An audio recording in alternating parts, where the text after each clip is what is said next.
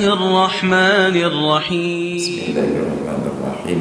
السلام عليكم ورحمة الله وبركاته. الحمد لله رب العالمين، والصلاة والسلام على نبينا محمد أشرف الأنبياء والمرسلين المبعوث رحمة للعالمين وعلى آله وصحبه أجمعين. وبعد، hadirin dan hadirat jemaah salat subuh dan pengajian yang dimuliakan Allah, alhamdulillah kita kembali dapat berhadir di pagi hari ini yang bertepatan dengan 20 Rajab 1444 Hijriah. Tersisa satu pertemuan lagi sebelum masuk bulan Ramadan, dan kajian kita masih di dalam rukun salat yang keempat, yaitu membaca Fatihah ikut dengan segala syarat dan segala rukun-rukunnya. Bismillahirrahmanirrahim.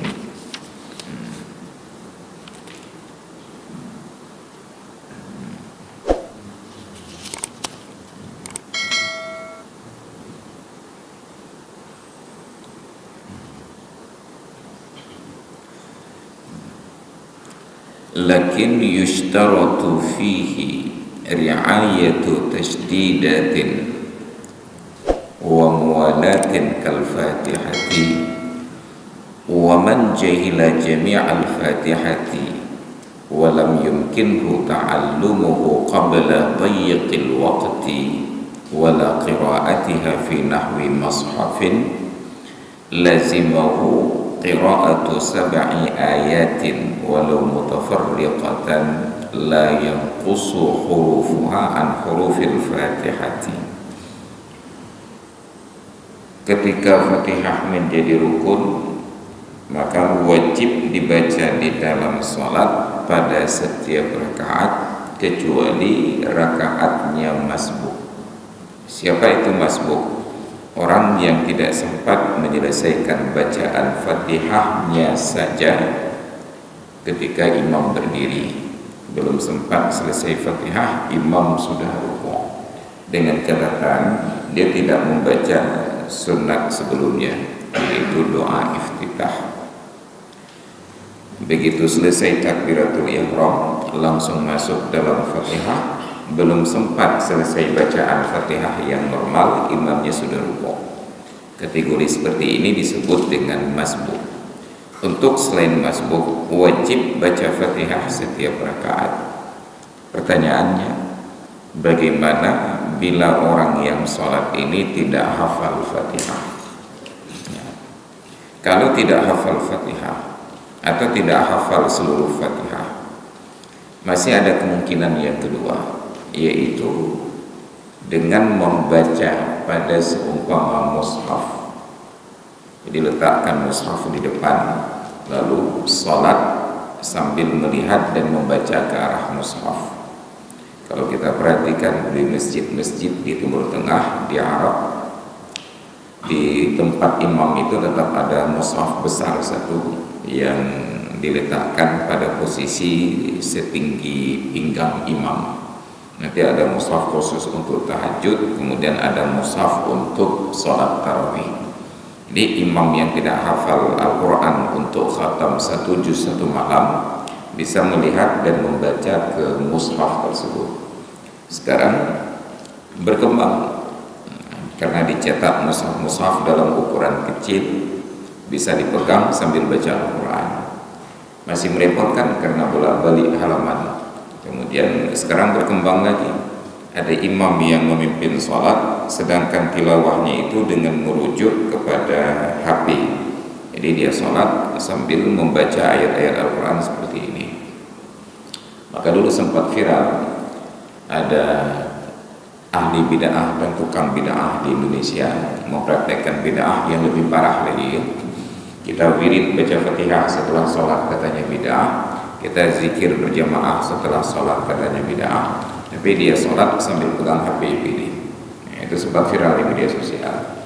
Secara ketentuan nggak ada masalah sebenarnya, selama tidak melakukan pekerjaan yang membatalkan sholat, yaitu pekerjaan yang besar 3 kali berturut-turut.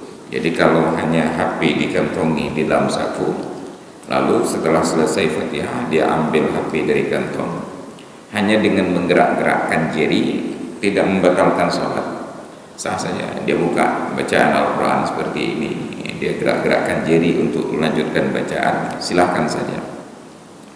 Cuma kenapa menjadi viral? Karena mereka yang mempraktekannya adalah ahli bid'ah, tukang membid'ahkan praktek orang lain, amaliyah orang lain. Tiba-tiba mereka sholat dengan memegang HP, membaca padanya, lalu tiba-tiba itu tidak dinyatakan bid'ah. Inilah orang yang lebih parah daripada negara Amerika. Amerika punya standar ganda, mereka gandanya itu lebih berlipat-lipat lagi. Jadi boleh saja sambil sholat memegang HP begini, dia baca. Itu bila memungkinkan. Ternyata juga tidak mungkin, karena sudah tidak bisa lagi membaca Al-Quran, atau memang belum pandai baca Al-Quran karena baru masuk Islam, maka diganti dengan membaca 7 ayat yang lain dari Al-Quran, walaupun tercerai-berai, yang jumlah huruf keseluruhan ayat-ayat yang dibaca tadi tidak kurang daripada jumlah huruf Al-Quran. Ini sudah merujuk kepada mazhab Imam Hanafi. Pada mazhab Imam Hanafi, yang jadi rukun salat itu bukan Fatihah, tetapi membaca Al-Quran, surat apapun. Sedangkan Fatihah menurut Imam Hanafi adalah bacaan yang wajib. Artinya, kalau kita sholat dengan mazhab Imam Hanafi tanpa baca Fatihah sama sekali tetap sah sholat, tetapi berdosa. Sedangkan di luar mazhab Hanafi, Maliki, Syafi'i dan Hambali, kalau tidak baca Al-Quran, tidak baca Fatihah, memang tidak sah sholat sama sekali, karena merujuk kepada hadis Nabi riwayat Imam Muslim yang menyatakan, la sholata liman lam yaqra' bi fatihatil kitab. Tidak sah sholat untuk orang yang tidak membaca Fatihah. Maka diganti Fatihah dengan membaca 7 ayat yang lain dari Al-Quran, walau mutafarriqatan, sekalipun ayatnya dari beberapa surat yang berbeda. Dia hanya ingat dari surat Al-Baqarah itu 1 ayat saja, dzalikal kitabu la raiba fihi hudan lil muttaqin. Kemudian dia teringat lagi di ayat kursi sedikit saja, Allahu la ilaha illa huwal hayyul qayyum. Lalu dia teringat lagi di akhir di awal surat Ali Imran sedikit saja, syahidallahu annahu la ilaha illa huwa wal malaikatu wa ulul ilmi qa'iman bil qisti. Jadi diulang-ulang ayat yang lain sampai 7 ayat yang jumlah hurufnya tidak kurang dari jumlah huruf Fatihah, maka sudah sah. Karena sudah menyinggung tentang huruf Fatihah, maka disebutkan berapa jumlah huruf dalam Fatihah.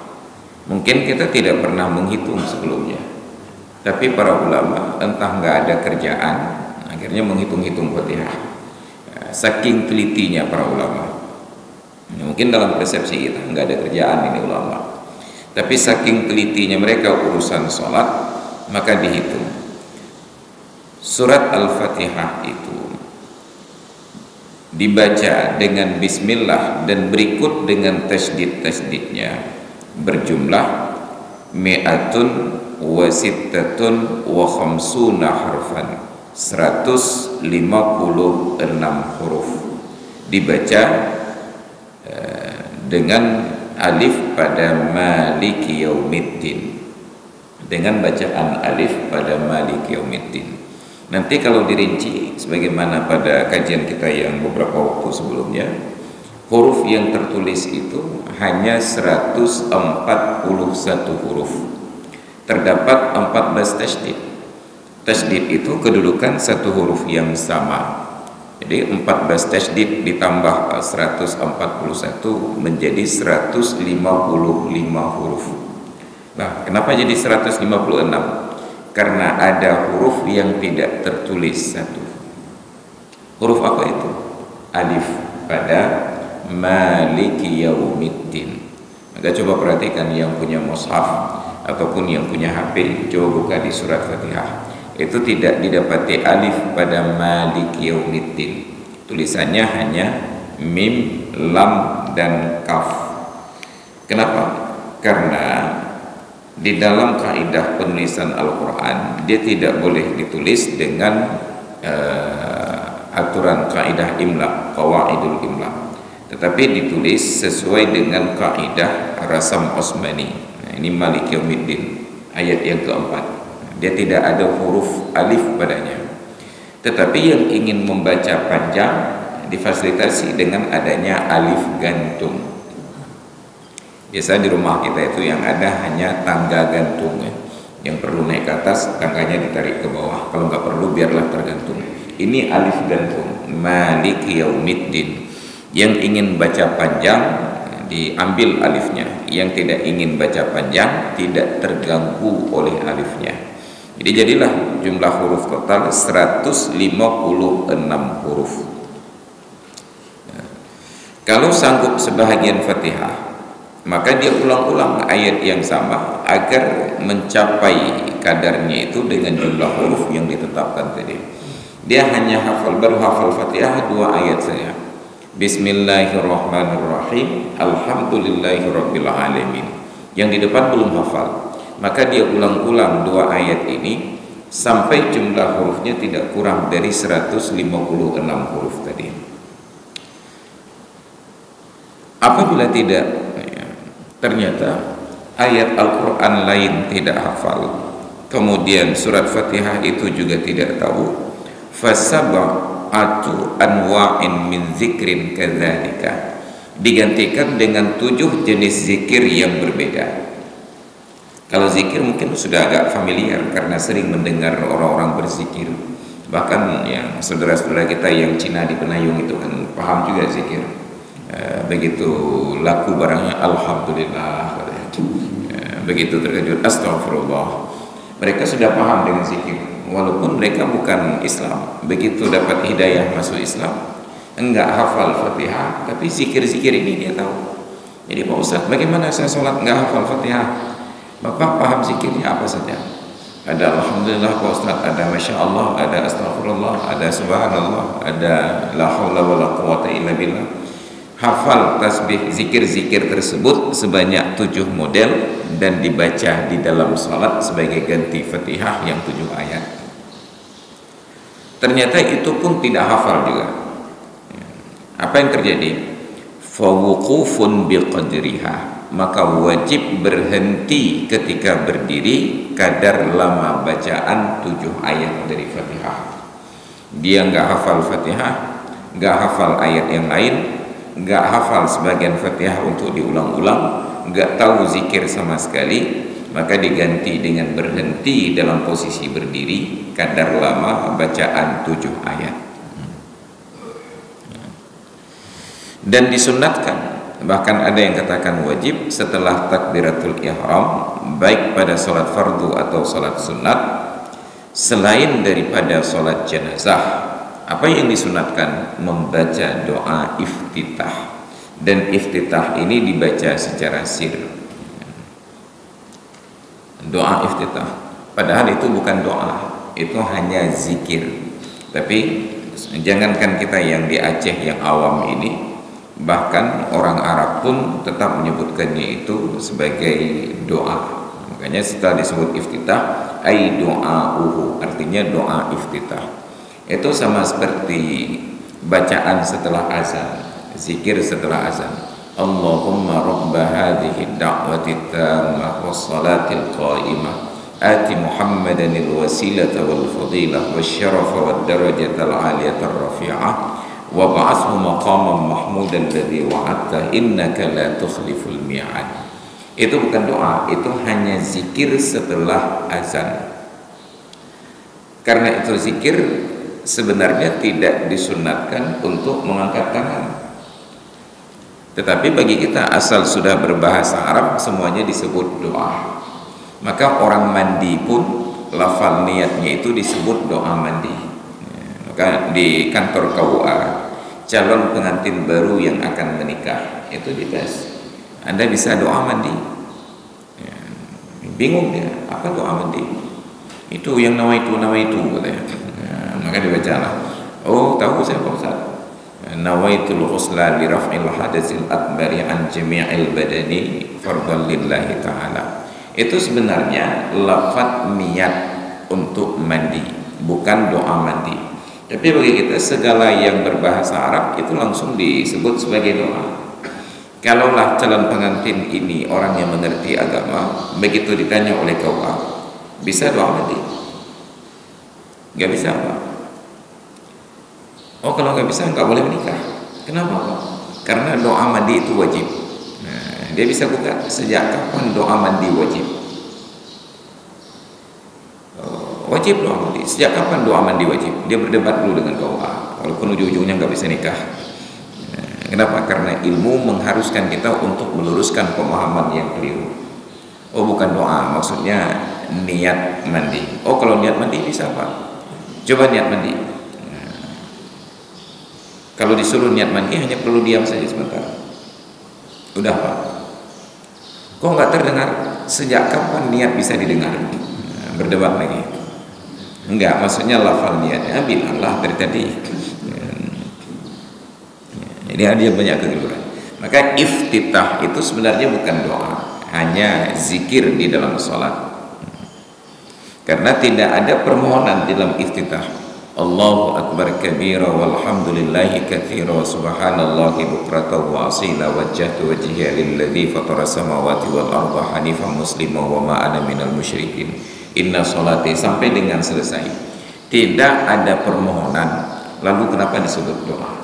Jadi bukan doa, baru disebut doa apabila ada permintaan dari yang di bawah kepada yang di atas. Itu baru disebut doa. Tapi kalau permintaan dari yang atas ke yang bawah itu tidak disebut doa, disebut dengan perintah. Ya. Maka dalam bahasa ilmu mantiq oleh Imam Ahmad Damanhur menyatakan amrun ma asti'la wa aqsuhud du'a wa fit tasawi faltimasu waqa'a. Baru disebut perintah apabila ada kedudukan yang lebih tinggi, sedangkan posisi sebaliknya disebut dengan doa. Wa fit tasawi, dan pada yang sejajar yang sederajat disebut dengan iltimas. Disunatkan iftitah in amina fautal waqti, apabila merasa aman luput waktu salat. Wa ghalaba ala dhannil ma'mum idraka ruku'il imam, dan untuk orang yang salat berjamaah apabila statusnya makmum berat dugaannya untuk sempat rukuk bersama-sama dengan imam. Bayangkan gambaran tentang salat di sini. Ada orang yang salat di akhir waktu, yang dia harus kalkulasi ini berapa menit lagi masuk waktu asar, atau untuk ukuran salat subuh sekarang berapa menit lagi terbit matahari. Oh masih sekitar 5 menit. Kira-kira 5 menit 2 rakaat salat itu kalau saya baca doa iftitah sempat salam tidak sebelum terbit matahari? Oh sempat. Kalau sempat baca doa iftitah. Bila tidak sempat, abaikan doa iftitah, baca Fatihah saja. Bayangkan banyak sekali dalam tulisan para ulama di berbagai kitab fikih yang sebutan salat itu di akhir waktu. Kenapa? Karena itu bukan dosa. Yang dosa itu kalau kita salat setelah keluar waktu. Yang dosa itu kita salat di dalam waktu, tapi di akhirnya sebahagian salat keluar waktu, itu baru dosa. Tapi selama sholat selesai di dalam waktu itu belum disebut dosa. Makanya selalu saya gugat dalam berbagai kesempatan dan majelis, tidak ada di dalam Islam ini sebuah narasi yang berbunyi utamakan sholat. Tidak.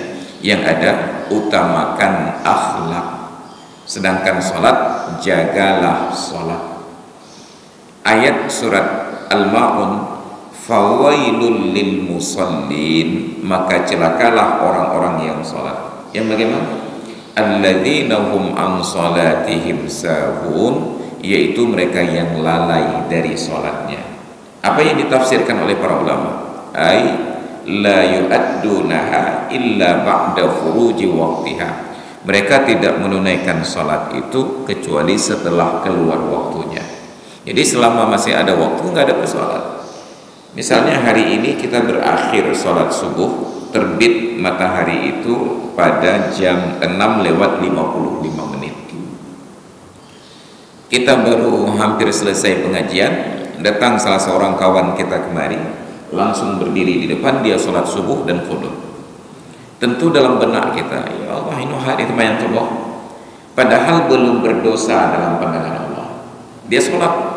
Begitu selesai sholat, dia duduk bersama dengan kita. Kita tanya dengan nada menggugat, bukan hadat Allah. Tidak ada yang salah pada prakteknya. Yang salah justru pertanyaan kita. Kenapa? Dengan sebab pertanyaan tersebut terulanglah peristiwa yang sama di hari berikutnya.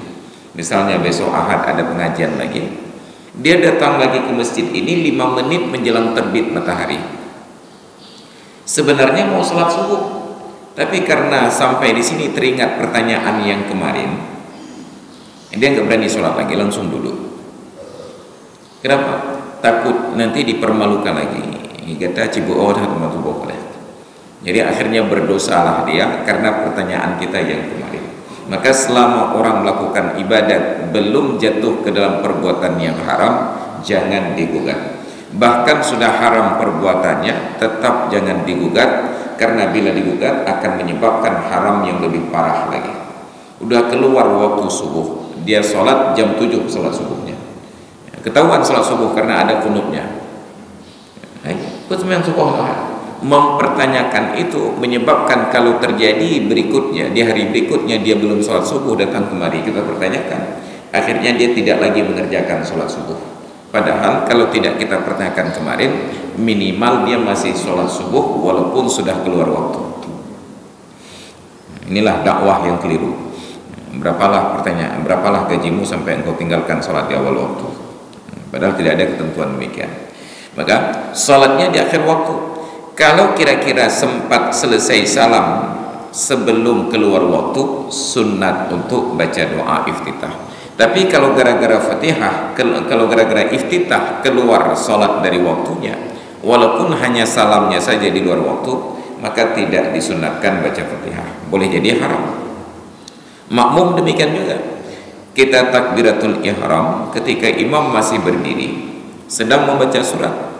Coba dikalkulasi kira-kira surat yang dibaca oleh imam ini, saya baca iftitah berikut dengan Fatihah, sempat rukuk enggak? Oh kayaknya enggak. Kalau tidak sempat rukuk, jangan baca iftitah, langsung baca Fatihah saja.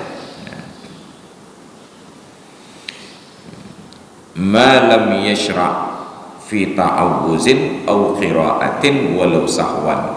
Disunatkan baca iftitah ini selama orang yang sholat itu belum masuk dalam bacaan a'udzubillah atau di dalam bacaan surat Fatihah.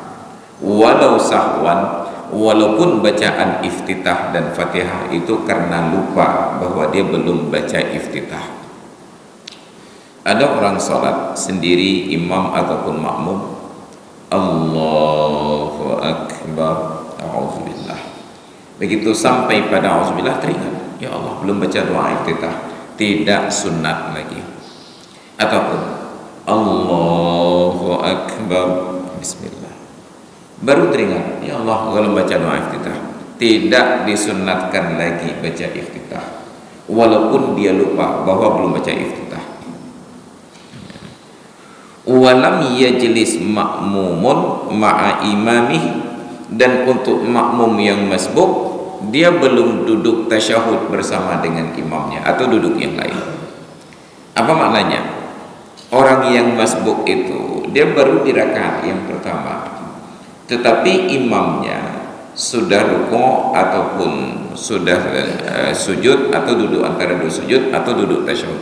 kita takbiratul ihram dari posisi berdiri, langsung rukuk atau langsung sujud atau langsung duduk. Bangkitlah imam untuk rakaat berikutnya.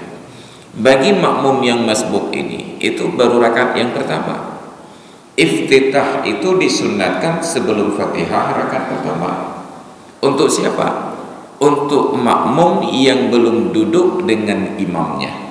Tapi karena makmum ini sudah lebih dahulu duduk dengan imamnya karena menyesuaikan dengan gerakan imam, maka saat bangkit berdiri untuk rakaat yang pertama tidak lagi disunatkan baca doa iftitah. Wa in ammana ma'a ta'minihi, sekalipun makmum ini sudah membaca amin bersama dengan bacaan amin imamnya. Tapi kalau sebatas hanya ucapan amin, tetap disunatkan iftitah.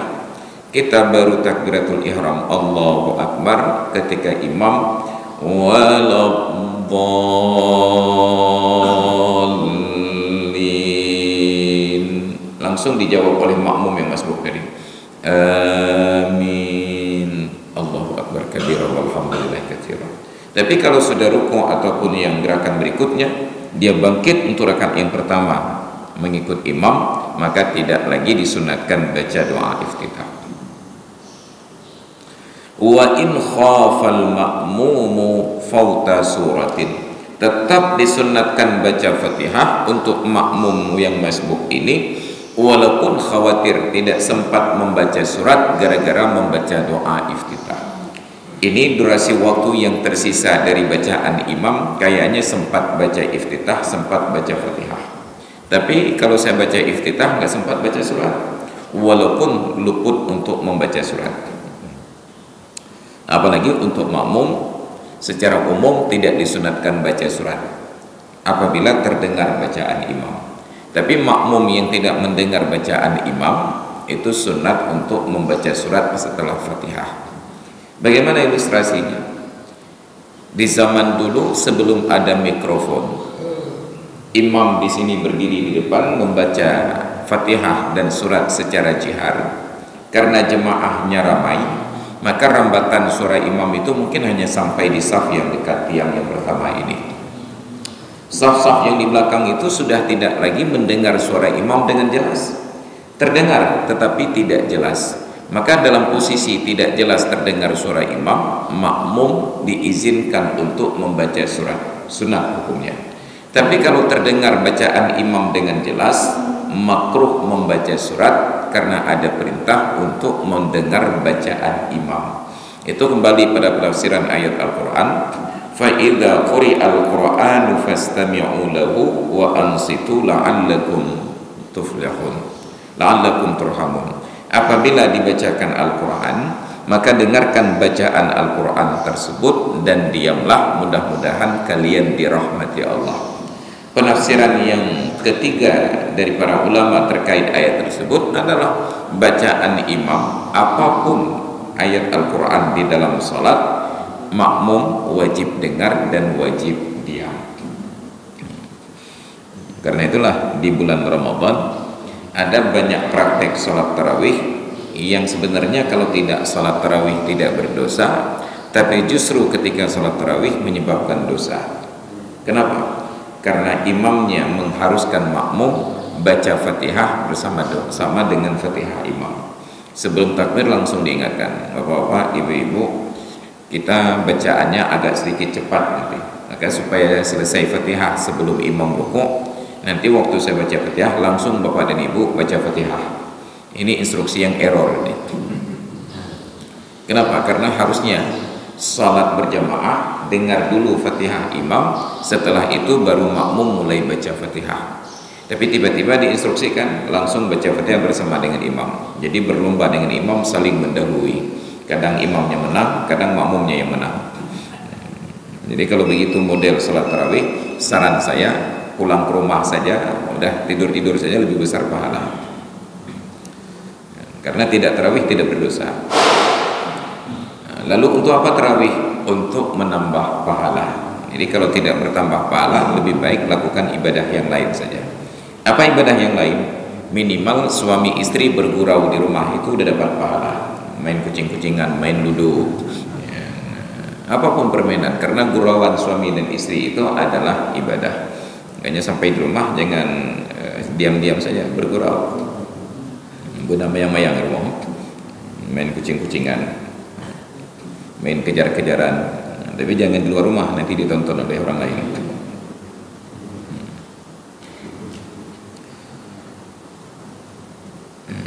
Wa qala la li'anna idrakal iftitahi muhaqqaqun wa fawatas surati mawhumun. Alasan lebih diutamakan baca iftitah daripada baca surat adalah karena membaca iftitah dimungkinkan, sedangkan membaca surat setelah Fatihah tersebut kecil kemungkinan untuk sempat dilakukan.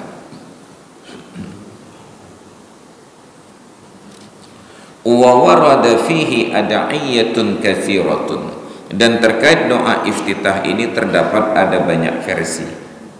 Wa afdaluha, yang paling utama bentuk bacaan doa iftitah adalah yang terdapat dalam riwayat Imam Muslim, yaitu wajjahtu wajhiya lilladzi fataras samawati wal arda hanifan musliman wa ma ana minal musyrikin inna salati wa nusuki wa mahyaya wa mamati lillahi rabbil alamin la syarika lahu wa bidzalika umirtu wa ana minal muslimin. Itu bentuk iftitah yang paling utama. Tidak dimulai dari Allahu Akbar kabira, tetapi dimulai dari wajjahtu wajhiya. Dan sebenarnya tidak ada bacaan inni wajjahtu, hanya wajjahtu wajhiya. Tetapi tidak dilarang untuk membaca inni wajjahtu wajhiya.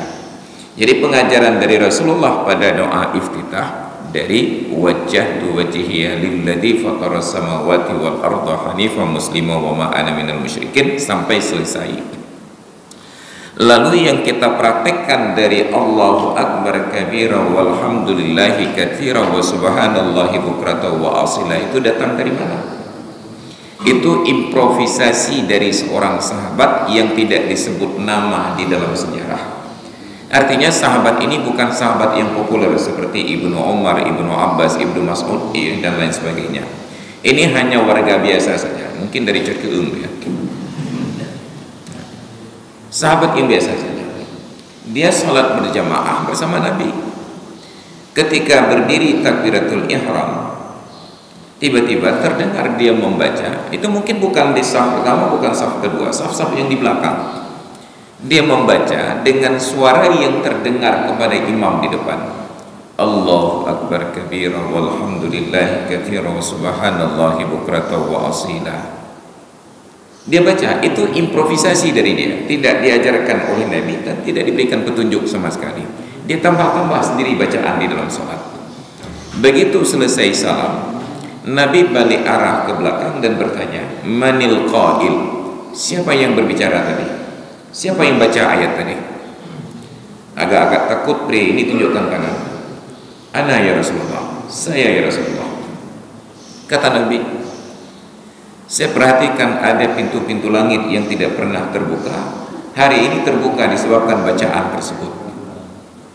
Ibnu Umar yang meriwayatkan hadis ini katakan, tidak pernah saya tinggalkan bacaan Allahu Akbar kabira walhamdulillahi katsira subhanallahi bukrata wa asila sejak saya mendengarkan Nabi menyebutkan apresiasi tersebut.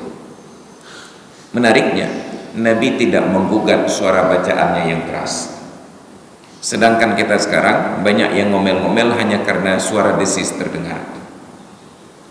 Coba bayangkan orang yang baca Fatihah itu walaupun sir, kan desisnya terdengar. Bismillahirrahmanirrahim. Suara desis itu terdengar. Desis ini pun digugat. Maka pernah satu kali tahun 2007 itu saya ingat. 2007 saya datang ke sebuah masjid di Blangpidi di Abdiya. Saya sedang error waktu itu, pakai kain sarung, baju kemeja lengan pendek, nggak pakai peci karena sedang error. Sedang meneliti tentang arah kiblat karena ada satu masjid Masjid Jami' dari kompas yang saya pegang itu agak miring ke kiri kiblatnya. Jadi kalau salat harus menghadap ke kanan. Saya sedang meneliti apakah kompas saya yang salah, maka saya coba di masjid yang lain. Ternyata masjid yang lain tepat dengan arah kompas itu. Berarti kemungkinan Masjid Jami' itu miring. Dan saya tahu agak sedikit miring karena dulu ada kolam tempat berwudu yang turun ke bawah. Dari posisi kolam dengan posisi masjid tidak simetris. Nggak mungkin orang tua kita dulu buat bangunan tidak simetris. Kita saja yang sekarang miring-miring rumahnya. Dulu tetap simetris, sejajar semuanya. Maka masjid itu miring. Saya cari informasi. Maka sampailah dalam perjalanan saya mencari keterangan tersebut ke Masjid Taqwa ini. Salat, posisi saya di belakang imam di saf yang pertama. Begitu salam, langsung yang di kanan kiri saya itu ngomel-ngomel sambil mundur ke belakang. Banyak kali kesal saya sebenarnya buru-buru mau keluar, tapi karena saking kesalnya saya tunggu mereka sampai selesai wirid siri itu. Dan ternyata bapak tua yang di sebelah kiri saya maju ke depan duduk dengan imam berdiskusi. Karena agak lama langsung saya interupsi. Assalamualaikum Ustaz. Waalaikumsalam. Kaget imam. Ada apa adik? Enggak terlihat sebagai ustaz, hanya terlihat sebagai adik saya, karena enggak pakai peci. Ada apa adik? Gini Pak Ustaz, tadi habis sholat saya, yang di kanan kiri saya, padahal di kiri saya ada di samping beliau, yang kanan kiri saya itu ngomel-ngomel, katanya banyak kali apa maksudnya Pak Ustaz? Jadi bapak yang tadi ngomel-ngomel di sebelah saya langsung bangkit berdiri, dia ada pustaka dinding itu, dia ambil Quran terjemah. Imam ini jelaskan ke saya, oh maksudnya begini, kita sholat berjamaah itu bacaan makmum, bacaan sir. Arti sir itu terdengar di telinga sendiri saja, jangan terdengar ke telinga orang. Bapak yang satu lagi ambil Quran, dia buka di halaman ayat itu, wala tajhar bi sholatika wala tukhafit biha wabtaghi baina dzalika sabila. Jangan besarkan suaramu dan jangan engkau kecilkan sama sekali, tetapi carilah di antara keduanya itu jalan keluarnya. Artinya kalau sedang sholat berjamaah itu bacaannya jangan mengganggu orang lain. Karena saya datang dalam nada i'rab, maka saya bertanya dengan nada i'rab pula. Tapi Pak Ustaz, kata guru ngaji saya, ada huruf-huruf dalam Fatihah itu yang memang harus keluar angin berdesis. Kalau tidak keluar angin tidak sah, saya katakan. Terdiam beliau. Lama, agak sedikit lama diamnya. Lalu beliau katakan, tapi itu kan bisa dilatih. Beliau saja yang udah capek latihan nggak bisa. Bayangkan buruknya akhlak kita dalam sholat, dan bayangkan toleransi Nabi ketika sholat.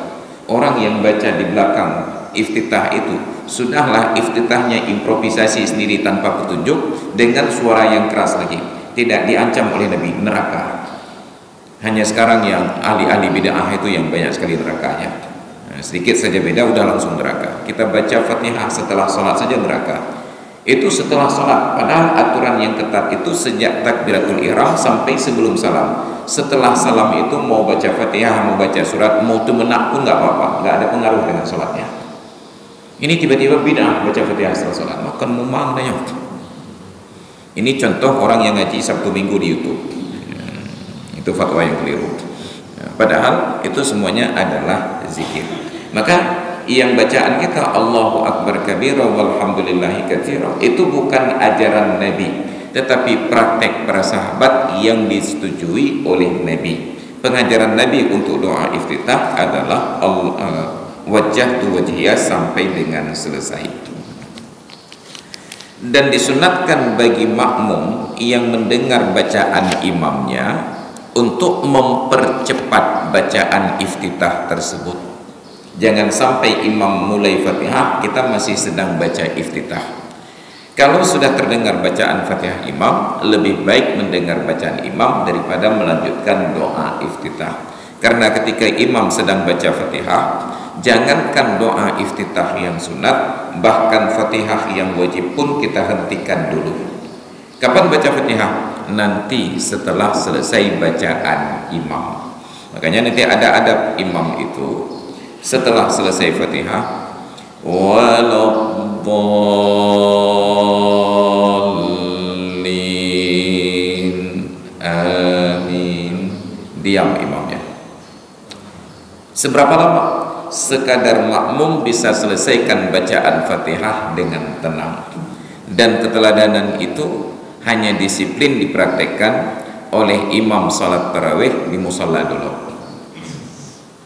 Terlepas segala kontroversi terkait musalla dolok, saya apresiasi imamnya pada bagian tersebut. Imam di musalla dolok itu imam tarawih, begitu selesai waladdallin amin, dia diam. Kita baca Fatihah dengan tenang sampai selesai. Begitu selesai barulah terjadi kontroversi tersebut. Yasin, Allahu Akbar. Dia kata tamam leboh ya, nyandum terang. Tapi kita apresiasi tentang diamnya itu. Tapi sulit untuk kita gugat karena imamnya itu profesor.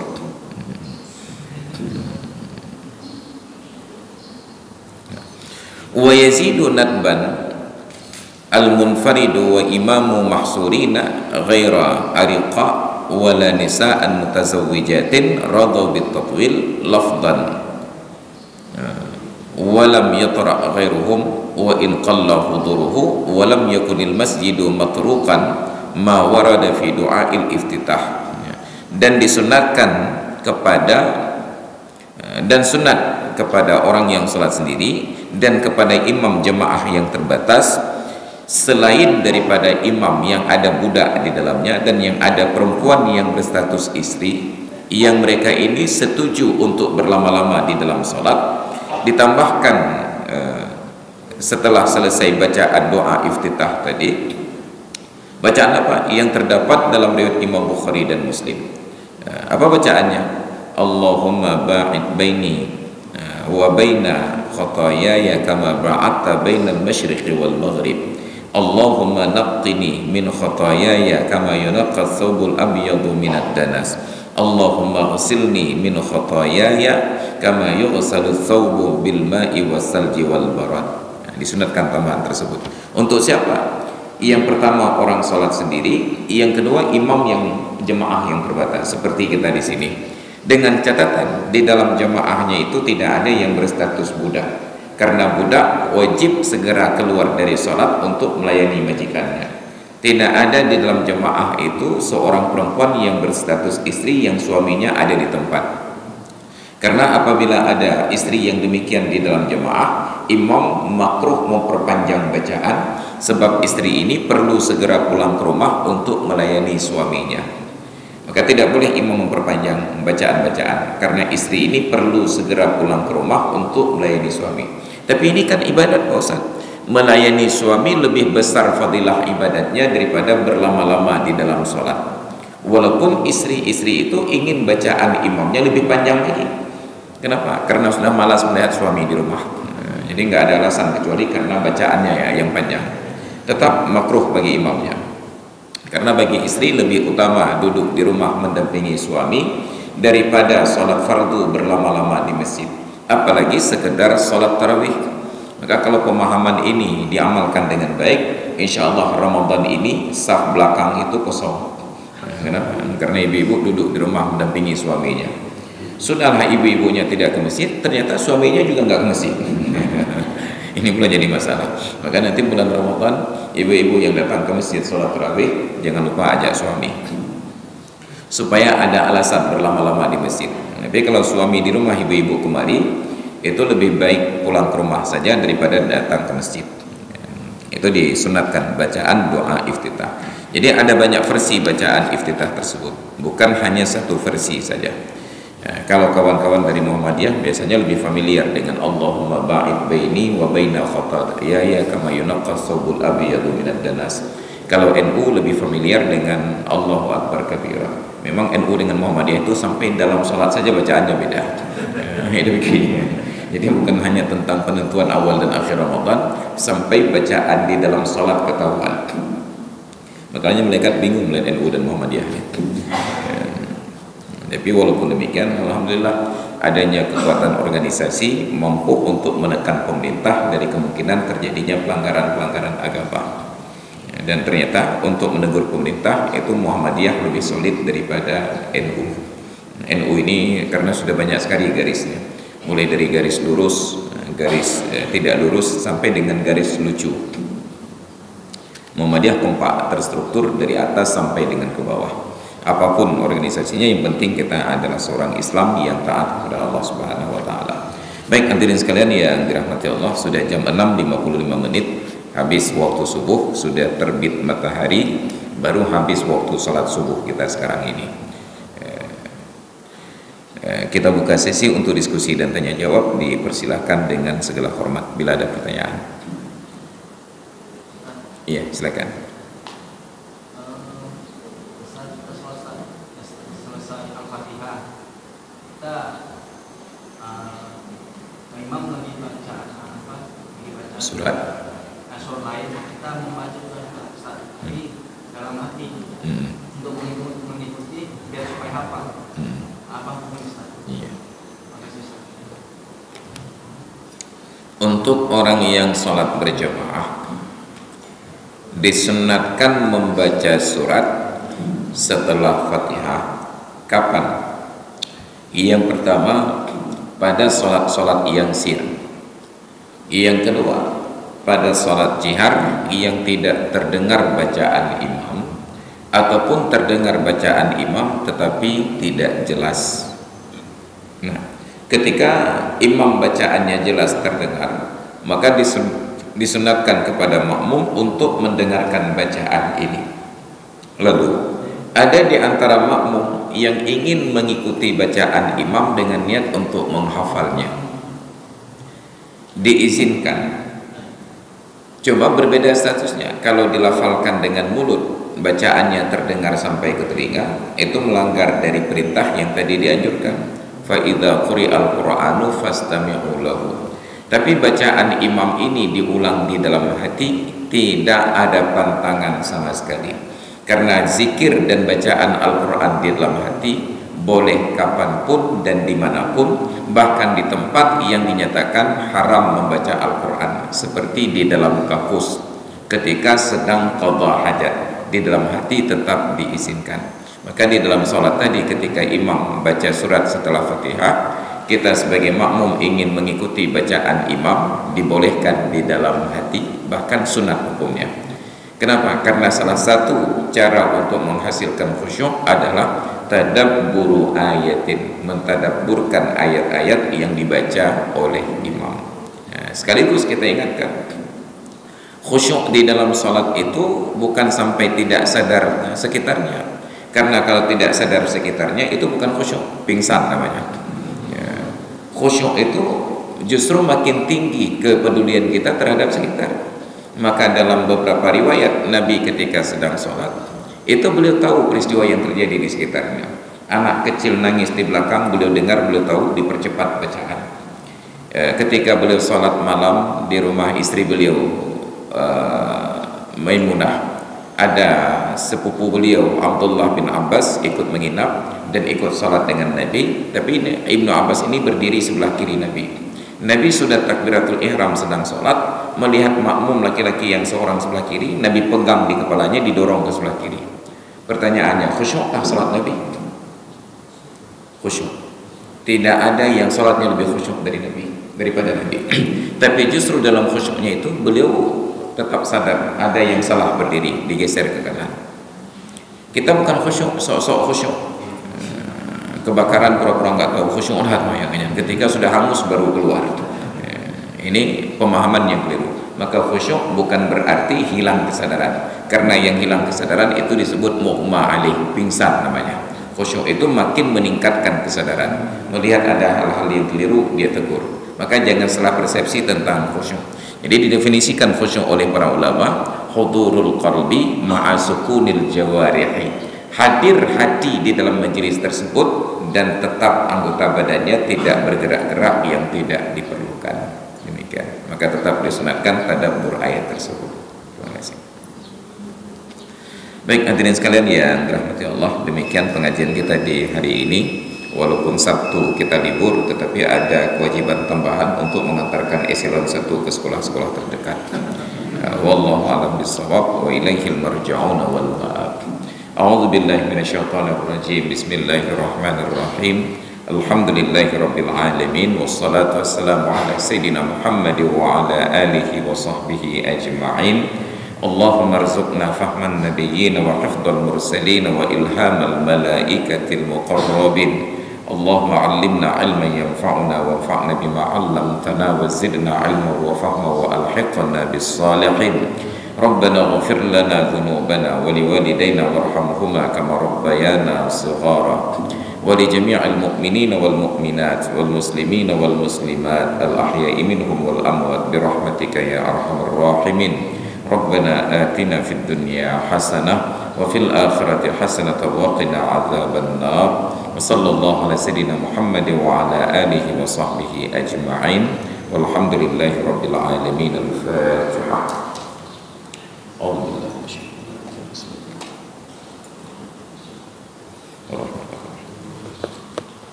Amin ya rabbal alamin. Hadanallahu yakum ajma'in. Assalamualaikum warahmatullahi wabarakatuh.